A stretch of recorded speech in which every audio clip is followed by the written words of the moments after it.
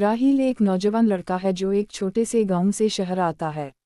اس کے والد ایک محنت کش انسان تھے جنہوں نے ساری زندگی مزدوری کر کے اپنے بیٹے کو پڑھایا۔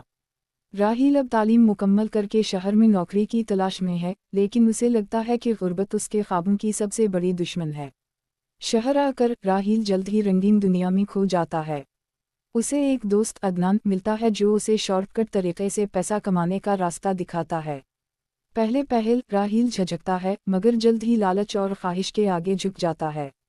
وقت گزرتا ہے، راہیل اب ایک کامیاب بزنس مین ہے۔ بڑی گاڑی، بنگلہ اور نوکر چاکر سب کچھ ہے، مگر وہ اپنے والد سے رابطہ کم کر دیتا ہے۔ والد کے بھیجے گئے خط وہ پڑھے بغیر دراز میں رکھ دیتا ہے۔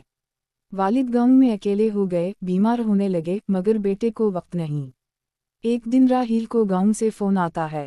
آواز سن کر وہ سن رہ جاتا ہے۔ تمہارے ابا نہیں رہے۔ راہیل سب کچھ چھوڑ کر گاؤں بھاگتا ہے۔ جنازہ ہو چکا ہوتا ہے۔ وہ کمرے میں بیٹھتا ہے جہاں والد سوتے تھے۔ اس کی آنکھوں سے آنسو ٹپکتے ہیں۔ تبھی دراز کھولتا ہے اور دیکھتا ہے خطوں کا ڈھیر۔ وہ پہلا خط کھولتا ہے۔ لکھا ہوتا ہے، اس سے زیادہ بیٹا امید ہے تم خوش ہوگے، بس کبھی کبھی تمہاری آواز سننے کا دل کرتا ہے۔ دوسرا خط، اس سے زیادہ آج بخار ہے، دوا نہیں لی، تمہارے بھیجے پیسے رکھے ہیں پر دل نہیں کیا استعمال کرنے کا۔ تیسرا خط، اس سے زیادہ آج تمہارے بچپن کی تصویر دیکھی، کتنے سوال تھے تمہاری آنکھوں میں نے وعدہ کیا تھا تمہیں ڈاکٹر بناؤں گا پر تم نے تو ابا کو ہی بھول دیا۔ راہیل خط پڑھتا ہے، ٹوٹ جاتا ہے۔ آخر میں ایک چھوٹا سا پیکٹ رکھا ہوتا ہے، اس میں اس کی بچپن کی تصویر اور آخری خط ہوتا ہے۔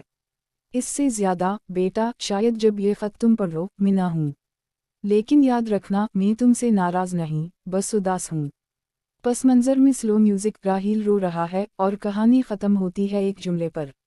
کبھی کبھی ہم جن کے لیے سب کچھ کرتے ہیں وہی سب کچھ کھو دیتے ہیں۔